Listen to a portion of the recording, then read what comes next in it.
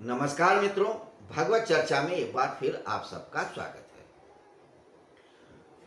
भगवत गीता भगवान वेदव्यास की अमर कृति महाभारत के 18 पर्वों में एक पर्व भीष्म पर्व के 25वें अध्याय से 42वें अध्याय का हिस्सा है। इस 18 अध्यायों में भगवान वेदव्यास ने भगवान श्री कृष्ण के द्वारा अर्जुन को दिए गए उपदेश को संग्रहित किया है। अब 1,00,000 श्लोकों का जो महाभारत है उसमें ये 700 श्लोक मानव जाति के लिए सबसे ज्यादा महत्वपूर्ण क्यों हो गए, कैसे हो गए? यूं तो पूरा महाभारत ही मानव समाज को, सनातन धर्म को रोशनी देता चला रहा है, ज्ञान देता चला रहा है, लेकिन उसमें भी ये 700 श्लोक आप समझिए कि उस महाभारत के प्राण हैं जो मानवता को एक आध्यात्मिक प्राण ऊर्जा देता आ रहा है। ये भगवत गीता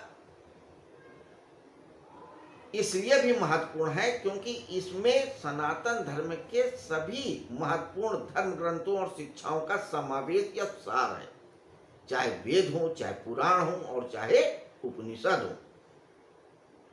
तो 700 श्लोकों में पूरा का पूरा सार रख दिया है।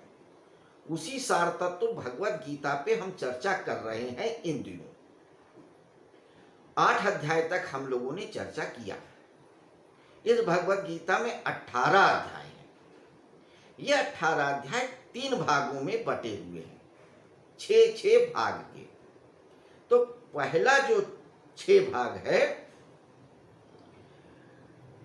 उसमें जीव उस परम पिता का अंश है, इस बात का निरूपण किया गया है। और अगला जो 6 भाग है उसमें भक्ति भाव का निरूपण किया गया है। और अगले जो 6 भाव हैं उस परम तत्व की तत्व से मीमांसा की गई है। भगवत गीता में भगवान कहते भी हैं कि अर्जुन तू मुझको तत्व से जान, जो मुझको तत्व से जान लेता है वो तर जाता है। अध्यात्म के क्षेत्र में भक्ति ही सबसे ऊंचे दर्जे पे कही गई है। कर्म उस प्रथम पायदान पे है, ज्ञान दूसरे पायदान पे है और भक्ति सबसे ऊंचे पायदान पे है। इसीलिए भगवत गीता में भक्ति की बहुत महिमा कही गई है। भक्ति पे पूरा का पूरा अध्याय ही है। हालांकि लोगों ने इस भगवत गीता में कर्म भी देखा, ज्ञान भी देखा, लेकिन अगर आध्यात्मिक दृष्टिकोण से देखें तो भक्ति ही को प्रमुख माना है। बड़े से बड़े विद्वानों ने भी, बड़े से बड़े तत्वाचार्यों ने भी है। आइए अब हम लोग 9वें अध्याय के आगे के श्लोकों पे चर्चा करते हैं।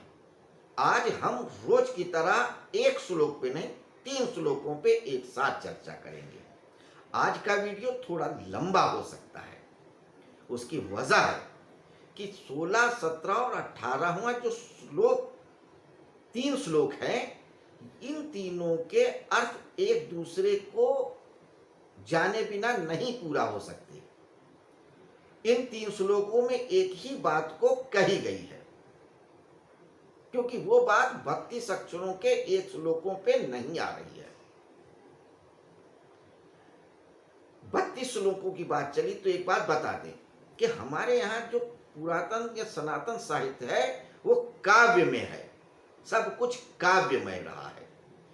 और उसमें जो काव्यता का छंद निरूपण किया गया है, यानी जो उसका मीटर है, जिसको हम छंद कहते हैं संस्कृत में, वो कई प्रकार के होते हैं, जैसे व्रती छंद, गायत्री छंद, अनुष्टुप छंद। तो भगवत गीता के बहुत सारे श्लोक अनुष्टुप छंद में हैं। हर छंद के अपने अपने अक्षरों की संख्या होती है। इसके भगवत गीता के बहुत सारे श्लोकों के और शब्द 32 ही हैं, तो उन 32 अक्षरों में नहीं आ रही थी, इसलिए 3 श्लोकों का सहारा लिया गया। तो आइए 16, 17, 18 श्लोक पे हम चर्चा करते हैं।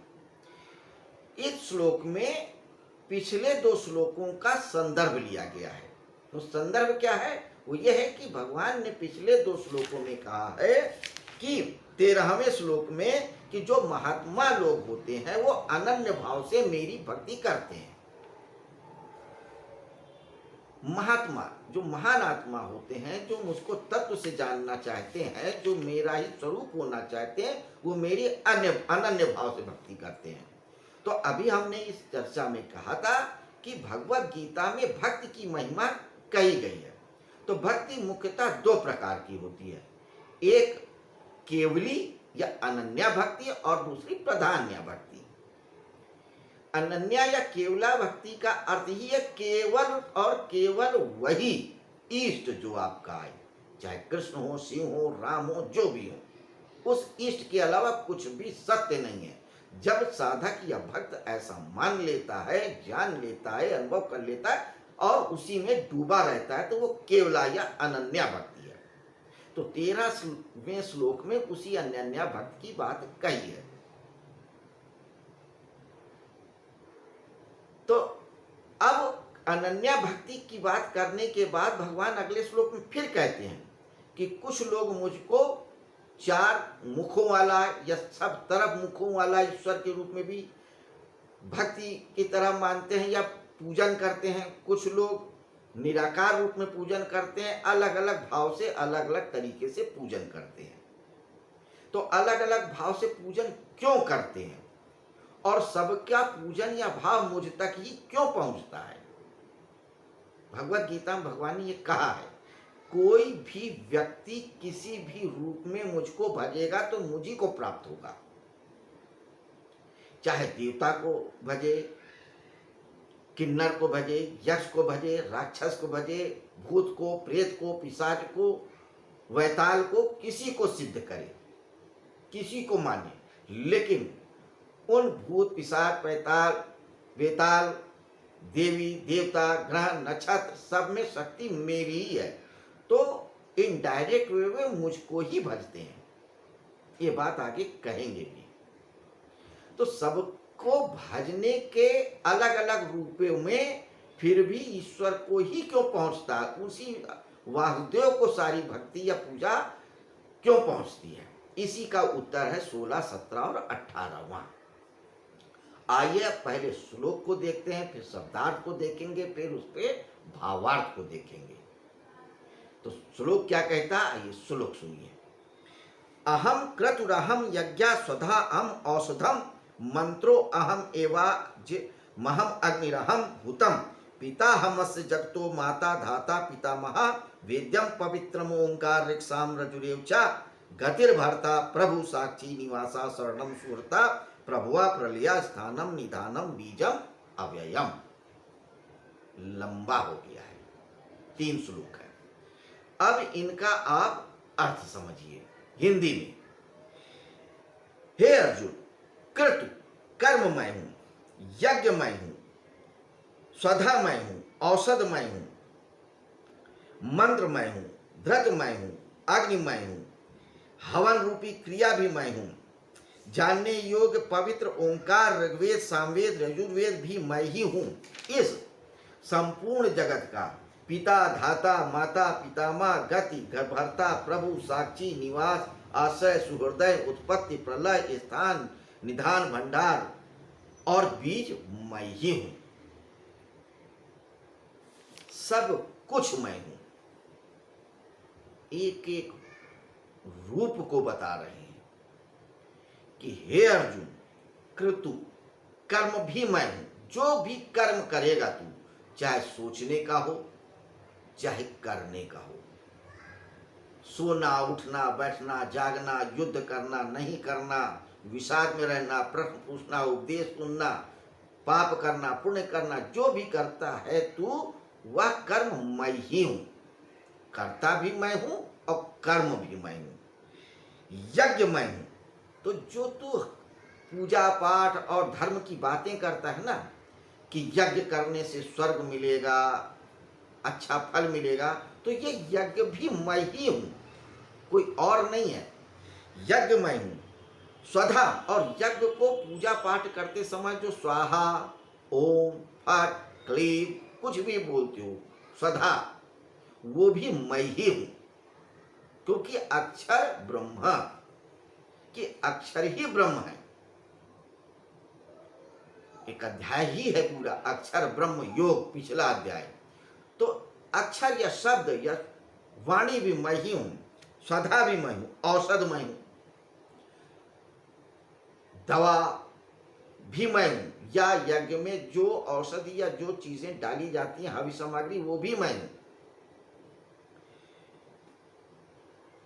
घृत मैं हूं, अग्नि मैं हूं, हवन की क्रिया भी मैं हूं। यज्ञ जब हम लोग करते हैं, सनातन सभी जानते हैं कि उसमें अग्नि भी होती है, घृत घी भी डाला जाता है, उसमें कुछ जवा लावा या और अन्य हवन सामग्री भी डाली जाती है। तो कहते हैं ये हवन सामग्री भी मैं हूं। और जिस पात्र के द्वारा हवन किया जाता है, जिससे घी डाला जाता है, वो भी मैं हूं। जो बोला जाता है वो भी मैं हूं, जो क्रिया की जाती है वो भी मैं हूं, यज्ञशाला भी मैं हूं, हवन कुंड भी मैं हूं। बच्चों की तरह समझा रहे हैं भगवान श्री कृष्ण कि तू ये मत कर या मत सोच कि मैं ये नहीं हूं। ये बात क्यों कह रहे हैं? क्योंकि मन की बात वो जानते हैं। अगर कोई व्यक्ति आपसे कह दे कि आप कोका कोला पीते हैं, यह अधार्मिकता है, तो आप सोचेंगे कि हमारे इष्ट ने कोका कोला के लिए मना किया है ना, पेप्सी या लहर या माजा के लिए तो नहीं किया है। पी लेगा, एक रास्ता ढूंढ लेगा। बुद्ध ने अपने शिष्यों के लिए 10,000 नियम बनाए थे। उन्होंने कहा कि हिंसा करना पाप है, किसी जानवर को मार के खाना पाप है। तो तार्किक लोगों ने कहा कि ठीक है, हम नहीं मारेंगे, लेकिन अगर मर गया हो अपने आप तो उसका मांस खा सकते हैं। बुद्ध निरुत्तर थे। उन्होंने कहा हाँ, खा सकते हैं। आज आप देखिए चाइना वगैरह में हर दुकान पे लिखा रहेगा, यहाँ अपने आप मरे हुए जानवर का मांस मिलता है। क्या रोज हजारों लाखों जानवर मरते होंगे? लोग बिल्ली की तरह आंख बंद करके दूध पी लेते हैं और सोचते हैं कोई नहीं देख रहा है। तो मन बड़ा चालाक होता है अपने स्वार्थ सिद्ध करने के लिए। तो कृष्ण इसीलिए सब बात बता रहे हैं कि अर्जुन तू भी भटक ना जाए, कि भगवान ने ये तो कहा ही नहीं था कि मैं ये नहीं हूं।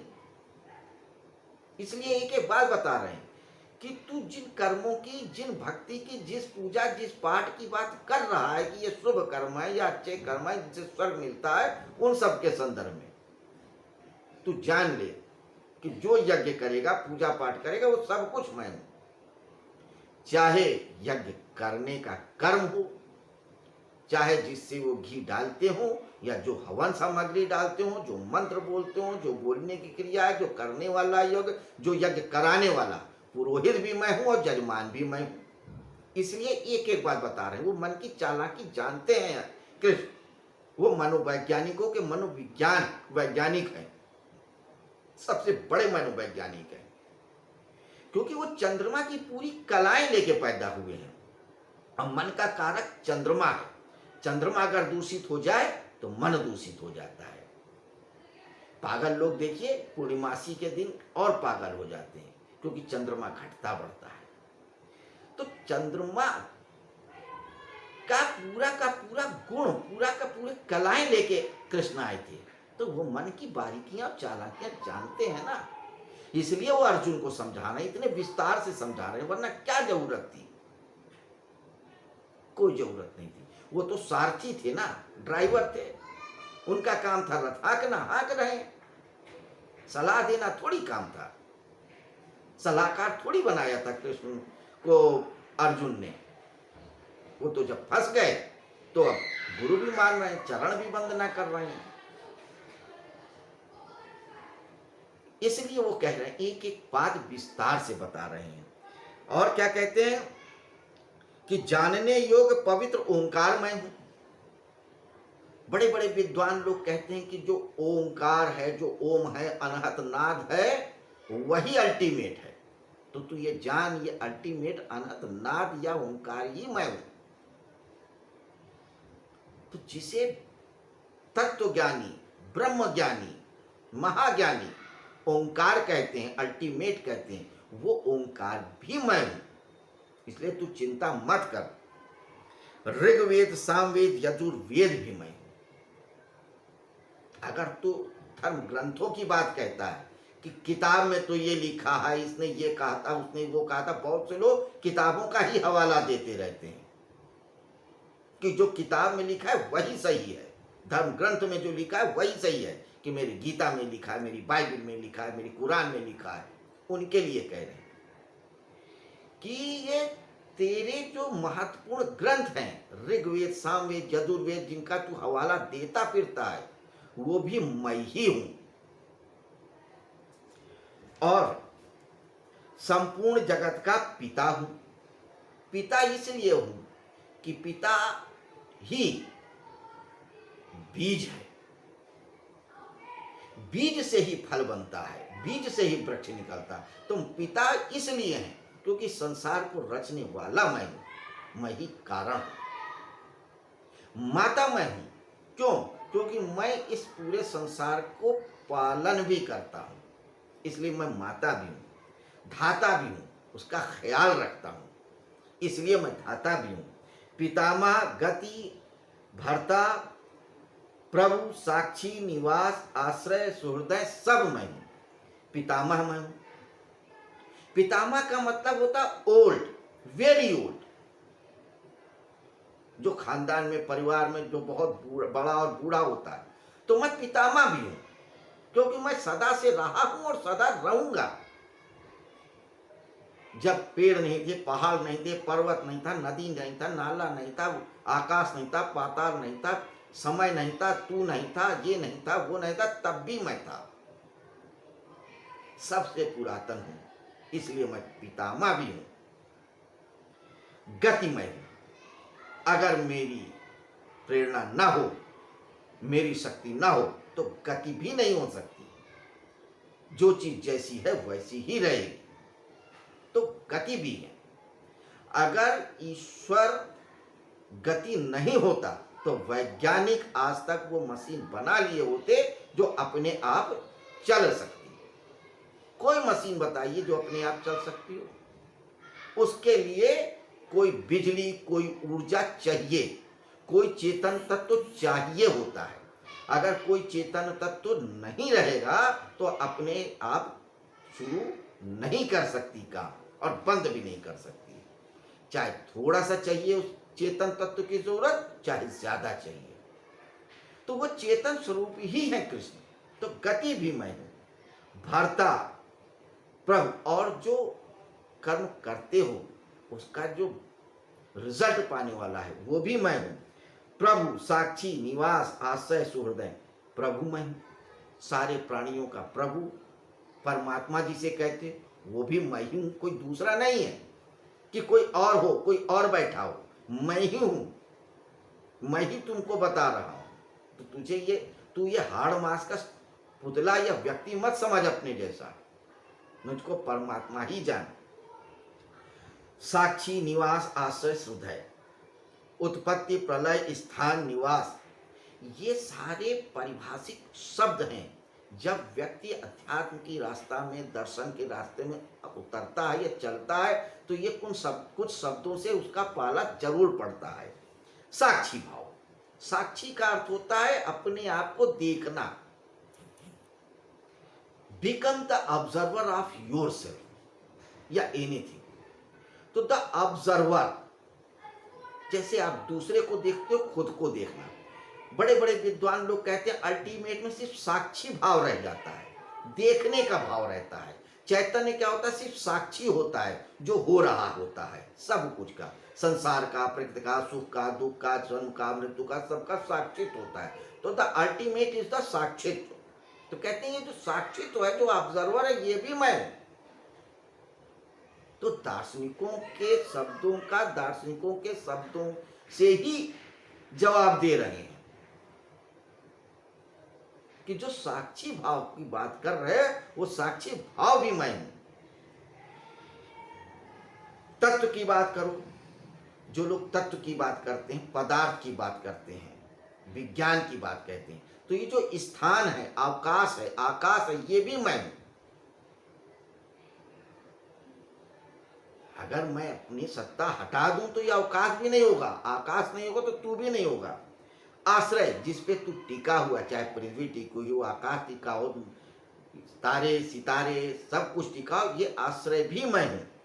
प्रभव उत्पत्ति प्रलय स्थानम, ये संसार का बनना, रहना और बिगड़ना भी मैं हूं, मैं ही करता हूं। निधानम, भंडार तथा अविनाशी बीज मैं हूं। तो सब प्रकृति का जो स्टोरेज है, जो कुछ भी है, सब कुछ मैं ही हूं। और मैं इन सब का अविनाशी बीज हूं, यानी वो कारण हूं जिसका कभी नाश नहीं होता है, किसी काल में, किसी देश में, किसी परिस्थिति में। क्यों? मैं अक्षर ब्रह्म हूं जिसका कभी नाश या विनाश नहीं होता। और नाश विनाश इसलिए नहीं होता क्योंकि उसकी उत्पत्ति नहीं होती। जिसकी मृत्यु होती है उसका जन्म जरूर होता है, जिसका जन्म नहीं होता उसकी मृत्यु भी नहीं होती। तो वो अविनाशी कारण भी मैं हूं।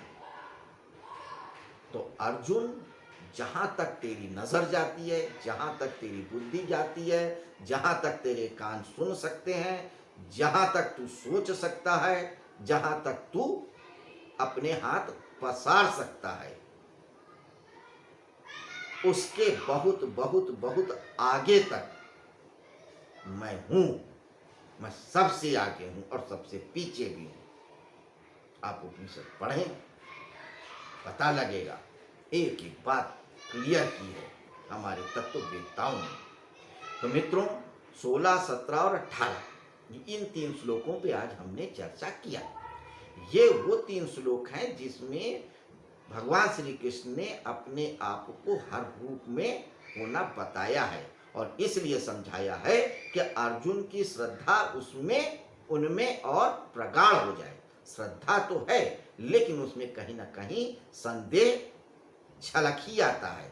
संदेह का कीड़ा कुलबुलाने ही लगता है, एक नया प्रश्न उठ ही जाता है। ये सारे नए प्रश्न न उठें, सारी इफ और बट खत्म हो जाए।